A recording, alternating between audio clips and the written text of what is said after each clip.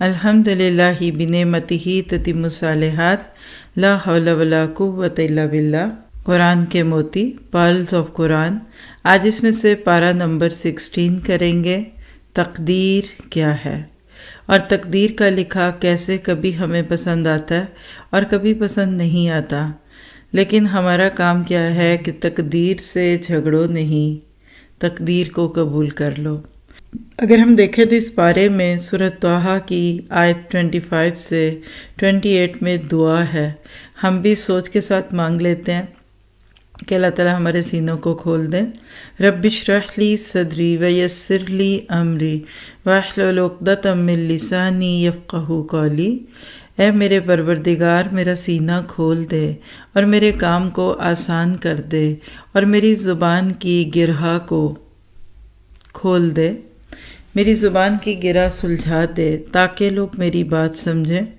وقت کے فرعون کے سامنے کھڑے ہونے سے پہلے موسیٰ علیہ السلام کی یہ دعا آپ کو مجھے سکھاتی ہے کہ جب بھی کبھی کہیں جا کر اپنی بات کہنا یا سننا مشکل لگے تو اس وقت دعاؤں سے سہارا لیا جائے۔ پھر اس کے بعد اگلی دعا جو ہمیں اس بارے میں ملتی ہے، اتفاق دیکھیے کہ وہ بھی علم سے متعلق ہے۔ آیت 114 ربی زدنی علما۔ پچھلی دعا حضرت موسیٰ علیہ السلام کی تھی اور یہ دعا اللہ کے نبی کو سکھائی گئی، تو گویا کہ پھر علم تو واقعی کو بڑی چیز ہی ہوگی۔ ہم علم کو ڈی ویلیو نہ کریں، ہم یہ نہ سمجھیں کہ ہم علم لے کر شاید وقت ضائع کر رہے ہیں۔ بعض دفعہ عبادات کے نام پر ہم نماز روزے کو بہت اہمیت دیتے ہیں اور علم کو کم سمجھتے ہیں، حالانکہ اگر علم ہی نہ ہو تو پتہ کیسے چلے گا کہ ہم نے نماز کیسے پڑھنی تھی۔ پھر اس کے بعد اگر ہم دیکھیں تو اس بارے میں تقدیر کو مان جاؤ اور جھگڑو نہیں۔ یہ موضوع کیوں ہے؟ کیونکہ اللہ کی رضا میں راضی رہنا ہی خوشیوں کا سرا ہے۔ آپ کہہ سکتے ہیں کہ جو انسان اللہ کے فیصلوں کو دل کی خوشی سے قبول کر لیتا ہے پھر اس کا دل بھی خوش رہتا ہے اور اللہ تعالیٰ بھی اس سے خوش ہوتا ہے۔ ہم اپنے آپ سے خوش ہوں گے، اللہ ہم سے خوش ہوگا۔ بعض اوقات بظاہر خوبصورت نظر آنے والی چیزیں ہماری جان لینے کا سبب بھی بن جاتی ہیں، اور اسی طرح سے ہم کچھ اور سمجھتے ہیں لیکن چیز کچھ اور ہوتی ہے۔ تو چیزوں کو ان کی قابلیت کے مطابق خریدنا چاہیے۔ کیسے اللہ سبحانہ تعالیٰ نے انسان کو فرق کرنے کا اور پرچول کرنے کا موقع بھی دیا ہے۔ ہم اپنا محاسبہ کر سکتے ہیں کہ جب میں کوئی چیز خریدتی ہوں تو کیا میں اس کی شکل دیکھتی ہوں یا اس کی افادیت دیکھتی ہوں، اس سے فائدہ اٹھاتی ہوں۔ ہم نے سورۃ کہف میں 3 واقعات دیکھے تھے جو کہ کنٹینیو ہو رہے ہیں اسی بارے میں۔ جن تینوں کو جمع کر لیں تو ایک مین پوائنٹ مل جاتا ہے، اور وہ کیا ہے کہ بعض اوقات چھوٹے چھوٹے جو نقصانات ہوتے ہیں یہ ہمیں بہت بڑے بڑے نقصانات سے بچاتے ہیں۔ انسان وہی خوش رہے گا جو چھوٹے نقصان سے گزر کر بڑا فائدہ لے گا۔ اس لیے کہ اگر دنیا میں کوئی صدمہ آئے، کوئی چوٹ پڑے، کوئی تکلیف آئے تو فوراً سوچ لے کہ اس کے بدلے میں آخرت میں خیر ملے گی، کیونکہ یہ دنیا چھوٹی ہے اور آخرت بڑی ہے، نہ ختم ہونے والی۔ پہلا واقعہ کشتی والوں کا واقعہ تھا۔ کہہ سکتے ہیں کہ بچپن کی اولاد پہ صبر کرنا جوان اولاد کے ہدایت سے دور ہونے سے بچا گیا، اور ہم سب سوچتے ہیں کہ جانتے بھی ہیں کہ ہدایت سے دور ہونا یہ انسان کو دنیا سے جانے سے زیادہ تکلیف دیتا ہے۔ پھر اسی طرح سے یہ پتہ چلتا ہے کہ بظاہر معمولی نیکیاں جس کو انسان بڑا ہلکا سمجھتا ہے، کبھی کبھی وہ اس کے حق میں بہت فائدہ مند ہوتی ہیں۔ تو ان واقعات سے اگر ہم سبق لیں تو کیا پہلا سبق ملا کہ پہلی دفعہ زندگی کے چھوٹے نقصانات خیر کا پیش خیمہ ہوتے ہیں۔ اولاد کا عظیم دکھ اس کو دوسروں کے لیے فتنہ بننے سے بچا لیتا ہے۔ بعض چھوٹی نیکیاں بظاہر ہلکی دکھنے والی انسان کو سچی خوشی عطا کر جاتی ہیں۔ شرط ایک ہے کہ ہم سبق لینے والے تو بنیں۔ پھر اسی طرح سے آپ دیکھتے ہیں کہ بعض دفعہ مال کا نقصان ہے تو مال کا خسارہ آخرت کے خسارے کے مقابلے میں معمولی ہے، جبکہ دنیا کا خسارہ آخرت کے مقابل بہت چھوٹا ہے۔ اولاد کا اس دنیا سے جلدی چلے جانے کا دکھ جوانی کی نافرمانی کے مقابل معمولی ہے، اور یہ بھی پتہ چلا کہ دنیا کے مقابل آخرت کے رشتے دائمی ہوں گے۔ یہاں تو بس ایک وقتی تعارف ہے، اصل رشتوں کی مٹھاس تو آگے جا کے دکھے گی۔ پھر اسی طرح چھوٹی نیکی بعض اوقات بڑی نیکی پر بھاری پڑ جاتی ہے۔ چھوٹی نیکیاں کل بڑی نیکیوں کے مقابل میزان کو بھر دیں گی۔ کیا چیز کسی نیکی کو بھاری کرتی ہے؟ حالات، وقت، قربانی، شاکلہ، کس نے کب کہاں کیا۔ زندگی میں جب آپ کو کوئی معاملہ کرنا ہو اور آپ کو سمجھ نہ آئے کہ کیا کروں، کس سے پوچھوں، کون میرا سچا ہمدرد ہے، پتہ نہیں میں مشورہ کروں تو میری بات آگے نہ نکل جائے، تو اس وقت بہترین طریقہ کار استخارے کا طریقہ ہوتا ہے، خیر کا طلب کرنا۔ جب کوئی چیز سامنے آئے یا دو چیزوں میں سے کوئی ایک چوز کرنی ہو تو جس کو آپ زیادہ اچھا سمجھتے ہیں اس کو ذہن میں رکھ کر استخارہ کیجیے۔ صحابہ کرام بھی یہ کرتے تھے اور اللہ کے نبی نے دعا کے طور پہ سکھایا، یعنی دعا استخارہ مانگ کر انسان اس بات کا اقرار کر دیتا ہے کہ اللہ میری عقل چھوٹی ہے، تیری حکمت بڑی ہے، اور یہ چیزیں انسان کو مطمئن بھی کر دیتی ہیں۔ پھر آپ دیکھیے کہ آخری واقعہ اس میں ذوالقرنین کا تھا، جو اپنے دور کا بادشاہ تھا، نیک بھی تھا۔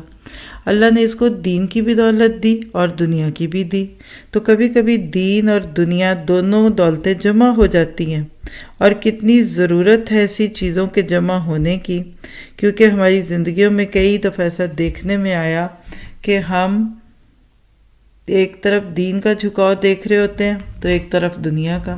تو دین بھی اور دنیا دونوں مل جائے، اس سے بڑی خیر اور کیا ہوگی اور کیسے ہوگی۔ کئی دفعہ آپ دیکھتے ہیں کہ زندگی میں ایکسپوجر ہوتا ہے اور آپ ادھر ادھر بہت سارے لوگوں سے ملتے ہیں اور اس سے آپ سیکھتے ہیں۔ تو ذوالقرنین بھی کچھ ایسا ہی بادشاہ تھا، لوگوں کو نفع دینے کے لیے کئی طرف کے سفر کرتا ہے، اور جہاں گیا وہاں انسانیت کی خدمت کرتا ہوا دیکھا گیا۔ وَأَمَّا مَا يَنْفَعُ النَّاسُ فَيَمْكُثْ، وہی بچے گا جو لوگوں کو نفع دے گا۔ اور اس سے یہ بھی پتہ چلتا ہے کہ انسان کے مال اور اقتدار آ جائے تو کوئی نقصان نہیں ہوگا، شرط یہ ہے کہ اللہ کا خوف ہو، اللہ کی خشیت ہو، چونکہ یہ عادل بادشاہ تھا۔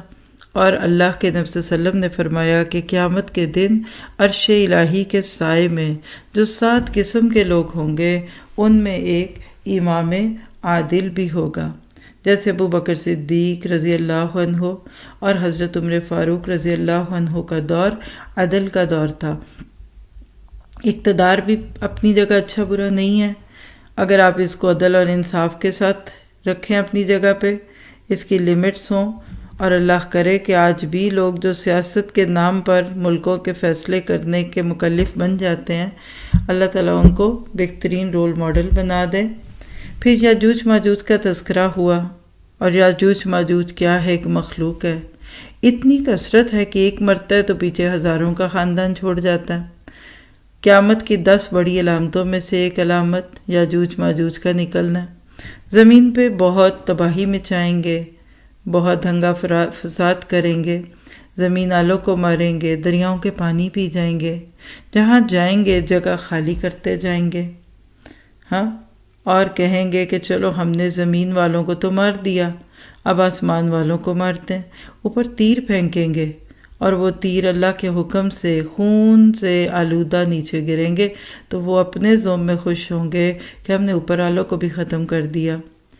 یاد رکھیے یہ بہت بڑا فتنہ ہوگا۔ یہ وہ وقت ہوگا کہ جب ایک انسان قبرستان کے پاس سے گزرتے ہوئے کہے گا کاش میں زمین کے اوپر نہیں، زمین کے اندر ہوتا۔ جب ان کے مرنے کا وقت آئے گا تو اللہ تعالیٰ ایک بیماری کے ذریعے ان کو ماریں گے، آسمان سے اتنی تیز بارش ہوگی کہ ان کی لاشوں اور ہڈیوں تک کو بہا کر لے جائے گی۔ اس فتنے کے سدباب کے لیے آج سے کتنے 100 سال پہلے ذوالقرنین نے کوشش کی، اللہ کے دیے ہوئے وسائل یا کہہ لیجئے کہ مینز تھے، ان کو انسانیت کی بھلائی کے لیے استعمال کیا۔ اور آج اب دیکھیے کہ عموماً ریسورسز کو مس یوز کیا جاتا ہے۔ ماضی میں کیسا فتنہ گزرا کہ جب دنیاوی ترقی کو انہوں نے دین کے نقصان کا ذریعہ سمجھ لیا کہ شاید ہم دنیا میں ترقی کریں گے تو ہمارا دین غلط ہو جائے گا، حالانکہ ایسا نہیں ہے۔ ربنا آتنا فی الدنیا حسنۃ وفی الآخرۃ حسنہ۔ مسلمان کو وسائل استعمال کرنے کی سب سے زیادہ ضرورت ہے، اور جتنی آج ہے اتنی شاید کبھی نہ تھی۔ اس دور کا شرک مادہ پرستی کا دور ہے، شرک ہے، مٹیریلزم کا شرک ہے۔ آج اگر ہم اس دنیا میں اللہ کے پیغام کو پھیلانا چاہتے ہیں، ہر ممکن وسائل استعمال کرنے ہوں گے، ہر وہ میڈیم جہاں سے کفر اور شرک اور شیطانی چیزیں نشر ہوں، وہاں سے اللہ کا کلام پیش کرنا ہوگا، اور کوشش کرنی ہے کہ اللہ کے دین کی بات وہاں تک پہنچائیں جہاں تک پہنچا سکتے ہیں۔ اللہ کے نبی ایک بار اپنی زوجہ کے ساتھ تھے، گھر میں آرام فرما رہے تھے، گھبرا کر اٹھ گئے۔ بیوی نے پوچھا کیا ہوا؟ آپ نے فرمایا عرب کے لیے ہلاکت ہے، یاجوج اور ماجوج نے آج اس دیوار میں اتنا سوراخ کر دیا۔ پھر آپ نے اپنی انگلی کے اشارے سے بتایا، یعنی جیسے گول ہلکا سا بنا کر آپ کہتے ہیں نا کہ اس طرح اتنا ایسے، تو آپ نے اس چیز کو واضح کیا۔ اور پھر آیت 100 سے 101 ان کفار کا ذکر ہے جو کچھ سننے کو تیار ہی نہیں۔ قیامت کے دن دوزخ ان کے سامنے لائی جائے گی۔ ہم بھی اپنا محاسبہ کرتے ہیں، کیا میں نصیحت کی طرف سے اندھی یا بہری تو نہیں بنی ہوتی؟ سننے کو تیار ہوتی ہوں۔ پھر آیت 103 سے 104 میں اعمال کی ناکامی کی بات ہے۔ آخرت کی نگاہ سے دیکھیں تو سب سے زیادہ خسارے میں وہ لوگ ہیں کہ جو ساری زندگی یہ سوچ کر کام کرتے رہے کہ ہم تو بڑے اچھے کام کر رہے ہیں، وہاں جا کر پتہ چلا کہ تمہارے تو کام ہی سارے خراب تھے۔ آپ پیپر کر کے آئیں اور آپ اپنے زوم میں سوچیں کہ میں نے سارے سوال ٹھیک لکھے، بعد میں پتہ چلا کہ زیادہ غلط ہو گئے کیونکہ آپ بیسک رول کو نہیں سمجھی، یا کچھ کرنا تھا اور آپ نے نہیں کیا، یا نہیں کرنا تھا تو کر دیا۔ بالکل اصل میں قیامت کے دن پتہ چلے گا۔ دنیا میں لوگ شیطانی کاموں کو اللہ کے کام سمجھ کر کرتے رہے۔ دین کے رنگ سے دیکھیے تو کچھ دیندار غلط طریقوں سے دین کو پھیلاتے ہیں، کچھ کا دین غلط ہے، کانٹینٹ غلط ہے، بدعات کو رواج دیتے ہیں۔ ایسے لگتا ہے کہ جیسے بدعت دین بن جاتی ہے، سنتیں پیچھے ہوتی جاتی ہیں۔ تو ایسے لوگ جو دین کے نام پہ یا تو گمراہ ہیں یا نیتیں خراب ہیں، ریا ہے، دکھاوا ہے، لوگوں میں شہرت پانا چاہتے ہیں، تو وہاں جا کر کچھ بھی نہیں ملے گا۔ ایسی پٹاری جس کو کھولیں تو اندر ایک روٹی بھی نہ ہو، ایسا ڈبہ جس کو کھولنے پہ پتہ چلے کچھ بھی نہیں۔ ہم سب اپنے آپ کو چیک کر سکتے ہیں کہ میں کہاں کھڑی ہوں۔ یہ دنیا اسباب کے پردے میں چھپی ہوئی ہے۔ آج ہم جو بھی کام کرتے ہیں بظاہر اس کی کوئی وجہ سمجھ آ جاتی ہے، لیکن قیامت کے دن سارے پردے چاک ہوں گے۔ اس دن ہماری اصل شکل لوگوں کو دکھے گی، ہم کتنے دیندار تھے، ہم کتنے سمجھدار تھے، ہم وقت اور حالات کے مطابق کیسے بیہیو کرتے تھے۔ یہ سارا کچھ اللہ تعالیٰ نے قیامت کے دن جب کھول کے سامنے لانا ہے تو اصل قیمت اس دن پتہ چلے گی۔ مجھے ایسے لگتا ہے کہ ایک شخص کی جیب میں بہت سارے نوٹ ہیں، لوگ سوچتے ہیں یہ کتنا امیر ہے، لیکن جب کھول کے دیکھا تو وہ ایک ایک کا نوٹ تھا، دو دو کے تھے، چینج تھا۔ کسی دوسرے کی جیب میں صرف 2-4 نوٹ نکلے، پتہ چلا یہ تو بیچارہ غریب ہے، اس کے پاس تو کوئی نیکی نہیں، لیکن بعد میں دیکھا تو وہ ہزاروں کے نوٹ تھے۔ اب ہزاروں کے نوٹ اگر 2-4 بھی ہوں تو وہ اس سے تو زیادہ ہی ہوں گے نا جتنے ایک ایک کر کے تھے۔ تو بعض دفعہ ہماری نیکیاں بہت دکھ رہی ہوتی ہیں لوگوں کو، تو اللہ ہمیں آخرت کے دن رسوا نہ کرے، اور ہم اپنا محاسبہ کرتے جائیں کہ کیا میں واقعی جب کوئی کام کرتی ہوں تو کیا میں اس میں غور سے دیکھتی ہوں کہ اس میں میری نیت کیا ہے۔ پھر اسی طرح بعض دفعہ بے حیائی پھیلانے کا کام، بدکاریوں کو پھیلانے کے کام اچھے اچھے سلوگنز کے ساتھ کیے جاتے ہیں۔ بعض دفعہ کسی کی خدمت کرنے کے لیے غیر شرعی طریقے اختیار کیے جاتے ہیں، تو اللہ سے دعا ہے کہ اہدنا الصراط المستقیم، صحیح کام کو صحیح طرح کرنے کی اللہ توفیق دے، ورنہ پکا پکایا کھانا ضائع ہوگا۔ کتنا دکھ ہو اگر پتہ چلے کہ نمک کی جگہ چینی ڈال دی، کھیر پکتے پکتے آخر میں جل گئی۔ تو بغیر علم کے جو کام کیے جاتے ہیں وہ ایسے ہی ہوتے ہیں۔ اللہ تعالیٰ ہمیں قرآن اور سنت کے علم سے جوڑے اور اس کی روشنی میں زندگی بسر کرنے کی توفیق دے۔ اپنے سے سوال بھی کر لیتے ہیں کہ دین کے نام پر جو محفلیں سجاتی ہوں کیا واقعی وہ سنت کے مطابق ہوتی ہیں؟ شک والی چیزیں ہیں تو چھوڑ دیجئے اور یقینی چیزوں پہ آ جائیے۔ باقی رہ گئی دنیا تو یہ جنت نہیں بنے گی۔ جنت ہے وہ جگہ جہاں جا کر کوئی واپس نہ آنا چاہے گا، تو ادھر پھر جنت فردوس کا تذکرہ پارے کے سورت کے اینڈ پہ تو اللہ کے نبی نے بھی کہا جنت کا سوال کرو تو فردوس مانگو، کیونکہ اس کی چھت رحمان کا عرش ہے۔ اللہ کے بہت قریب ہوں گے وہ لوگ۔ اللہ ہمیں ایسے عمل کرنے والا بنا دے کہ ہم اللہ تعالیٰ کا قرب بھی حاصل کر سکیں اور وہاں جا کر اللہ تعالیٰ کی رضا میں رہ سکیں۔ پھر آخری جو 2 آیات ہیں سورت کی وہ بڑی غور طلب ہے۔ سارے سمندروں کو ملا کر سیاہی بنا دو، اور سورہ لقمان میں ہم پڑھیں گے کہ درختوں کے قلم بنا دو اور اللہ کی باتیں لکھو۔ یہ سب کچھ ختم ہوگا لیکن رب کی باتیں ختم نہیں ہوں گی۔ کیوں؟ اس لیے کہ اس کے عجائب، اس کی قدرتیں یہ بڑھتی جا رہی ہیں۔ اس کی شان، اس کے مقام کو ہم کبھی بیان نہیں کر سکتے۔ وقت کے ساتھ جتنے علوم آ رہے ہیں، ایٹامک، نیوکلیئر، الیکٹرانک اور اسی طرح ڈیجیٹل دنیا، ہر ایک فیلڈ میں اللہ کی نئی شان دکھتی آ رہی ہے۔ کیسے ہمارا رب ہماری زندگیوں کو چلاتا ہے؟ جب اس کی شان اتنی ہے تو کیا یہ ممکن ہے کہ ہمیں اس کا کوئی طریقہ پسند نہ آئے؟ اس لیے تقدیر سے لڑنا نہیں، اس کو قبول کرنا ہے۔ بعض دفعہ ہم ناسمجھی میں کہتے ہیں ہاں فلاں فوت ہو گیا، آؤ افسوس کر کے آتے ہیں۔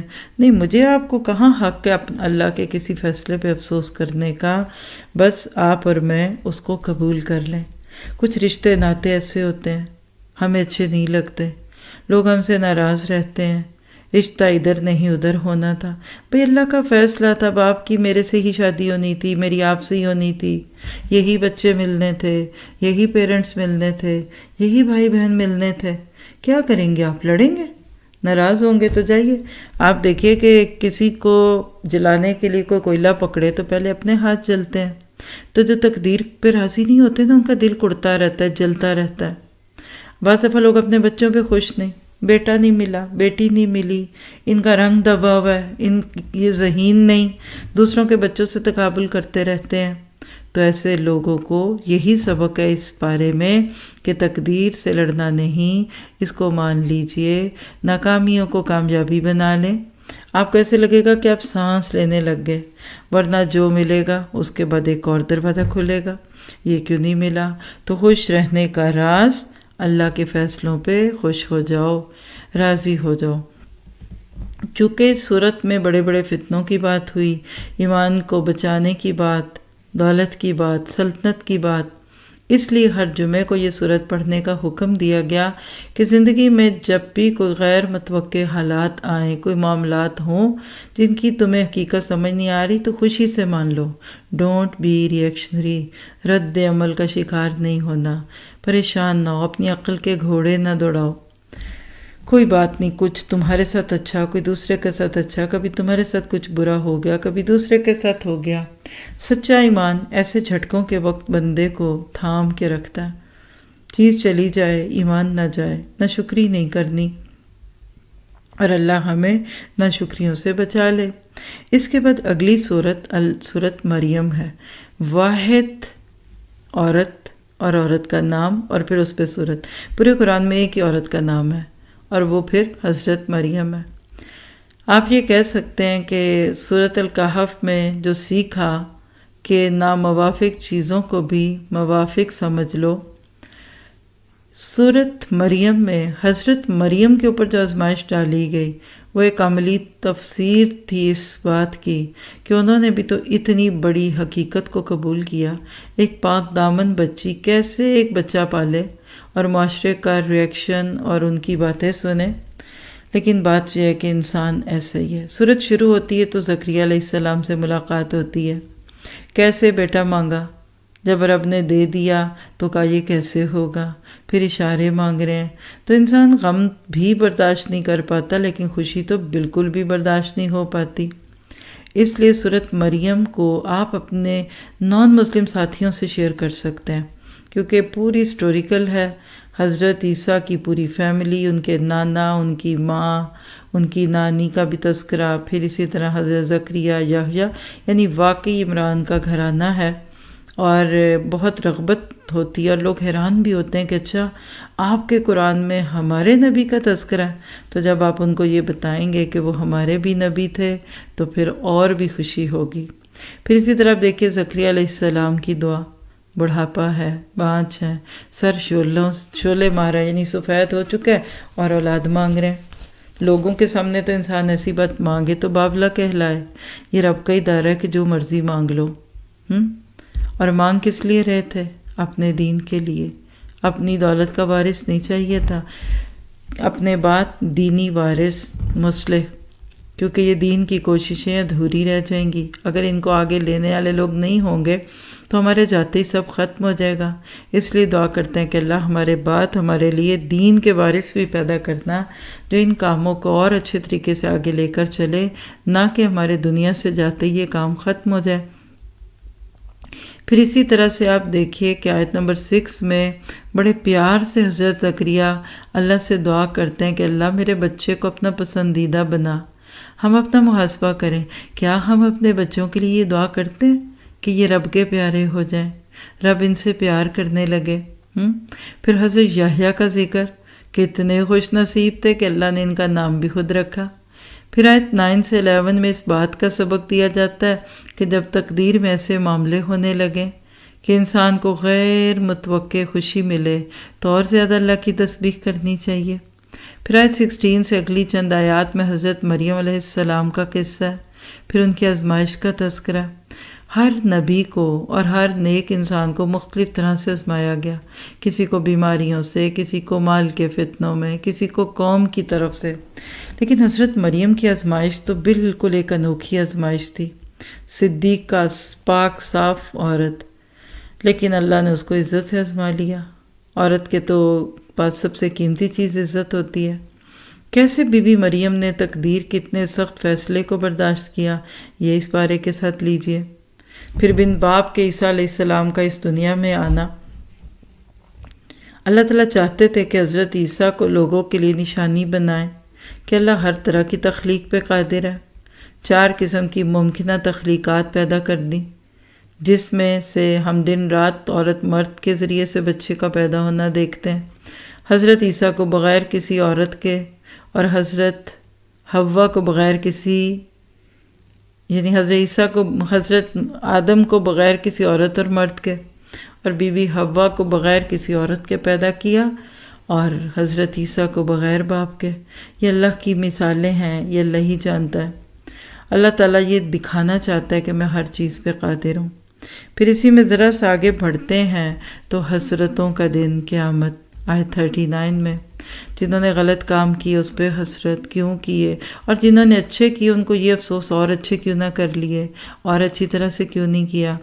ذرا اپنے آپ کو ہم چیک کریں، کیا میں آج ایسی زندگی تو نہیں بسر کر رہی کہ کل جب میں ملوں اللہ کو، اللہ کے سامنے جاؤں تو حسرتوں میں گزر جاؤں؟ ہر دن ایک اچھا موقع ہوتا ہے، ایک نیا موقع، لیکن قیامت کے بعد کوئی اور دن نہیں آئے گا۔ اسی لیے اس کو یوم عقیم بھی کہتے ہیں، بانچ دن، جڑ کٹا دن، یعنی اس کے بعد اگلا دن پیدا نہیں ہوگا۔ پھر آیت 41 سے ابراہیم علیہ السلام کا تذکرہ، جن کا ذکر ویسے بھی بہت اور جگہ بھی آتا ہے۔ حضرت ابراہیم کا تقدیر پر ایمان نظر آتا ہے، کیسے آیت 48 میں کہتے ہیں کہ میں اپنے پروردگار کو پکار کر کبھی مایوس نہیں ہوا۔ اور ابراہیم اپنے والد سے اللہ کی خاطر الگ ہوئے تو اللہ نے اسحاق اور یعقوب جیسا پہلے بیٹا اور پھر پوتا دے دیا۔ نسل چلی، کیا پتہ چلا کہ زندگی کے کسی بھی حصے میں اگر آپ کو اللہ کو یہ دکھانا پڑے کہ اللہ میں تیرے لیے سب کچھ چھوڑ سکتی ہوں، پھر خوشخبریاں ملتی ہیں، پھر نعمتیں ملتی ہیں۔ اللہ کے لیے پچھلے سہاروں کو چھوڑنا پڑتا ہے۔ تقدیر کے موضوع پہ حضرت علی رضی اللہ عنہ کی ایک بڑی پیاری مثال ہے۔ کسی نے پوچھا کہ تقدیر کیا ہے، کتنا ہمارا اختیار ہے اور کتنا اللہ کا؟ کہنے لگے ایک پاؤں اٹھاؤ، اٹھا لیا۔ کہا دوسرا بھی اٹھاؤ، کہا یہ تو نہیں کر سکتا، کہا بس یہی تقدیر ہے، آدھا ہمارا اختیار ہے اور آدھا اللہ کا۔ دو ارادے ملتے ہیں تو تقدیر بنتی ہے، اور تقدیر اور تدبیر میں توازن ہو تو ہی انسان اللہ کے فیصلوں کو قبول کرتا ہے۔ پھر کچھ انبیاء کے تذکروں کے بعد آیت 59 میں ایسے لوگوں کا ذکر ہے جو نمازوں کو ضائع کرتے اور خواہش نفس کی پیروی کرتے ہیں، اپنا محاسبہ کرتے ہیں کہ آج ہماری نمازیں ضائع تو نہیں ہوتی، اور ہوتی ہیں تو کس خواہش کی بنا پہ ہوتی ہیں، مثلا فجر نیند کے غلبے کی وجہ سے، ظہر اسکول کالج یا یونیورسٹی کی تعلیم کی وجہ سے، عصر قیلولے کی نظر، اور مغرب کی نماز گھر کے کام کاج اور چاول پکانے میں، چیزوں کو سمیٹنے میں، اور عشاء سارے دن کی تھکن، سارے دن کی پریشانیاں، اب تھک گئی ہوں، ذرا سو لوں پھر اٹھ کے پڑھوں گی۔ جتنا خواہشوں کا غلبہ ہوتا جائے گا اتنی نیکیاں کم ہوتی جائیں گی۔ اور آیت 63 سے پتہ چلتا ہے کہ جنت کی قیمت تقویٰ ہے۔ آیت 71 پل صراط سے متعلق، جو جنت اور جہنم کے بیچ میں ایک پل ہے۔ میدان محشر سے جنت میں جانے کے راستے میں جہنم ہے، اور ہر ایک کو اس پل سے گزرنا ہے، جو اپنے اعمال کے اعتبار سے گزریں گے۔ یہ دنیا کی صراط مستقیم، آخرت کا پل صراط ہے۔ اللہ جن کو بچانا چاہے گا ان کو بچائے گا، اور پل صراط ایک قسم کا آپریشن تھیٹر ہے، وہاں روکا جائے گا۔ حرام کا خون، دلوں کے بغض کینے، آپس کے لین دین وہاں پورے ہوں گے۔ آنکڑے ہیں، کنڈے نہیں ہوتے جیسے، اور ہر بندہ اپنے اپنے اعمال کے مطابق وہاں سے گزرے گا، کوئی بھاگ کر، کوئی چل کر، کوئی گھوڑوں کی طرح سے سوار ہو کر، اور اسی طرح کچھ گرتے پڑتے۔ آخری مقام کو کنترا کہتے ہیں۔ یہاں پہ رشتے ناتے ہوں گے سیٹ، انسانوں کے حقوق ایک دوسرے سے دیے جائیں گے۔ بظاہر اللہ فرما رہے ہیں کہ جنت میں چلے جاؤ، لیکن لوگ نہیں جانے دیں گے۔ پھر وہاں اللہ ایک دوسرے سے دل صاف کروا کر، کینے بغض نکلوا کے جنت دے گا۔ اللہ تعالیٰ سے دعا ہے کہ ہمیں پل صراط سے عافیت کے ساتھ گزار دے۔ جیسے بجلی لوہے سے گزر جاتی ہے لیکن پلاسٹک سے نہیں گزرتی، لکڑی سے نہیں گزرتی، تو پل صراط کو اللہ حکم دے دیں گے کہ کس کو پکڑنا اور کس کو نہیں پکڑنا۔ یاد رکھیے بہت سخت وقت ہوگا۔ حضرت عائشہ نے بھی ایک موقع پہ اللہ کے نبی سے پوچھا تھا کہ کیا قیامت کے دن آپ اپنے گھر والوں کو یاد رکھیں گے؟ تو اس میں آپ نے جو بات کہی اس کا خلاصہ کیا تھا کہ 3 مقام ایسے ہیں کہ کوئی ایک دوسرے کو یاد نہیں رکھے گا، اور ان میں سے ایک پل صراط کا ہوگا۔ پھر سورہ حدید اور تحریم میں پل صراط کا تذکرہ ہے کہ وہاں لوگ اندھیروں میں ہوں گے، ایک دوسرے سے بھیک مانگ رہے ہوں گے نور کی، روشنی کی۔ ربنا اتمم لنا نورنا، اے رب ہمارے نور کو پورا کر دے۔ اور پل صراط ہی وہ جگہ ہے جہاں سے کچھ گناہ گاروں کو پھر جہنم میں گرایا جائے گا، اور اپنے گناہوں کی سزا بھگت کر پھر وہ واپس جہنم سے جنت کی طرف لائے جائیں گے۔ تو اللہ سے دعا ہے کہ وہ ہمیں اپنی محبت دے، ایسے کام ہمیں کرنے کی توفیق دے کہ جس کے بعد اللہ دلوں میں ہمارے لیے پیار بھی ڈال دے، کیونکہ اس صورت کے اینڈ پہ اللہ نے کہا کہ ایمان والوں اور عمل صالح والوں کے لیے اللہ دلوں میں پیار ڈال دیتا ہے۔ مومن سے محبت کی بھی جاتی ہے اور وہ محبت کرتا بھی ہے، یعنی مومن سراپے محبت ہوتا ہے۔ اور وہ روایت آپ نے کئی بار سنی ہوگی نا کہ جبرائیل علیہ السلام کو اللہ تعالیٰ کہتے ہیں مجھے فلاں سے محبت ہے، تم بھی اس سے کرو۔ پھر جبرائیل بھی اس سے محبت کرتے، پھر آسمانوں کے فرشتوں کے دلوں میں محبت ڈالی جاتی، اور حتیٰ کہ پھر دنیا کے فرشتے اور دنیا والوں کے دل میں اس کی محبت ڈالی جاتی، پھر اس کے لیے دنیا میں قبولیت رکھ لی جاتی ہے۔ اللہم اجعلنا منہم۔ آج بھی ہمارے دلوں میں کچھ نیک لوگوں کے لیے کتنی محبتیں ہیں، یہ اللہ کی طرف سے ڈالا ہوا پیار ہے۔ تو یہاں سورت مریم پوری ہوتی ہے جو حضرت عمر کے قبول اسلام کا بھی ذریعہ بنی، اور اگلی سورت طٰہٰ کہ جس میں اللہ تعالیٰ کیسے خوبصورت طریقے سے حضرت موسیٰ کی پوری سٹوری بھی سناتے ہیں۔ اور آپ کہہ سکتے ہیں کہ سورت طٰہٰ میں اتنے خوبصورت طریقے سے خشیت الہی کا تذکرہ، یعنی اس میں آپ کو اللہ کے لیے خشیت اور انذار کا لفظ بہت دکھتا ہے، کیسے دنیا میں اللہ تعالیٰ اپنے کاموں کے لیے راستے ہموار کرتا ہے۔ بڑی نرم سی صورت ہے، پڑھتے وقت محبت بھی محسوس ہوتی ہے، اور انسان ان صورتوں کو پڑھتے وقت ضرور یہ سوچتا ہے کہ کیا واقعی میں اتنا خوش قسمت ہوں کہ یہ کتاب میں پڑھ سکوں اور مجھے سمجھ آئے، نیت کیجئے کہ میں نے اس کتاب کو سمجھ کے پڑھنا ہے اور انشاءاللہ تعالی اللہ کی محبت کو پانا ہے۔ آپ دیکھیں گے ہر انسان کے دل میں محبتیں ہیں نا، اللہ ہر بندہ چاہتا ہے کہ اس کو محبت ملے، بچے تک چاہتے ہیں، بڑے بھی چاہتے ہیں۔ اور اسی طرح سے جب آپ سورۃ طٰہٰ پڑھتے ہیں تو موسیٰ اور بنی اسرائیل کا تذکرہ ہے، اسی میں اللہ تعالیٰ کے تعارف کی بات ہے۔ حضرت موسیٰ کے ساتھ جو اللہ تعالیٰ کا کلام تھا وہ اس صورت میں آتا ہے، تو اللہ تعالیٰ تقدیر کو ماننے اور نہ ماننے والوں کے رویے اس صورت میں بتاتے ہیں۔ حضرت موسیٰ کا کردار اگر آپ اس صورت کی روشنی میں دیکھیں تو پہلی تو بات یہ ہے کہ اپنی ہر آزمائش میں پورے اترے، اللہ تعالیٰ کے فیصلوں پہ راضی ہو کر اپنی قیمتی متاع یعنی لاٹھی کو اللہ کی راہ میں ڈال دیا۔ اللہ تعالیٰ کی جب بات انہوں نے مانی تو اللہ نے ان کو انعام کے طور پر چنا اور ان کو نبوت عطا کی، اور اللہ کے یقین دلانے پر یقین کی لاٹھی یعنی شریعت کو تھام لیا۔ آج بھی اگر کوئی ایسے کرے گا تو اللہ کے ہاں اعلیٰ مقام پائے گا۔ پھر فرعون کو اللہ کا حکم سنایا، دعوت دی، لیکن اس نے سرکشی کی، یعنی فیصلہ وہ ہو گیا جو نہیں ہونا تھا۔ پھر اسی طرح سے فرعون نے چونکہ بات نہیں مانی، شریعت کو اپنے گلے کا ہار بنانے کی بجائے اس نے شریعت کی لاٹھی کو اپنے عہدے کے لیے خطرہ جانا، نتیجتاً غرق کر دیا گیا۔ پھر آپ دیکھتے ہیں کہ کس طریقے سے اللہ سبحانہ تعالیٰ سورۃ طٰہٰ میں مختلف طریقے سے لوگوں کو یہ بات بتاتے ہیں کہ جو اللہ کے فیصلوں پہ راضی ہو جاتا ہے اللہ تعالیٰ اس سے راضی ہو جاتے ہیں۔ اور اسی طرح سے اللہ سے باتیں کرنا، نماز میں بہتری پیدا کرنا، یہ ساری چیزیں عملی ہیں۔ اللہ سے دعا کرتے ہیں کہ اللہ ہمیں ایسی ہی اطاعت عطا فرمائے جیسی انبیاء کرام کی تھی۔ اسلام کا بنیادی نقطہ یہی ہے کہ جس کو چھوڑنے کا اللہ حکم دے اس کو چھوڑ دو، جس کے پکڑنے کا اللہ حکم دے اس کو پکڑ لو۔ کبھی کبھی ہمیں شریعت کے مختلف احکامات سانپوں کی طرح لگتے ہیں، لیکن پکڑیں تو وہ عصا بن جاتے ہیں۔ جس کو یہ بات سمجھ آ گئی اس کے لیے بندگی آسان ہو جائے گی، اور اللہ تعالیٰ ہمیں ایسی چیزوں سے بچا لے جو ہمارے لیے بظاہر بہت ناگزیر ہیں، جیسے کہ سود، لیکن بات اصل میں ہماری زندگی کی خوشیوں کو ختم کر دیتی ہیں۔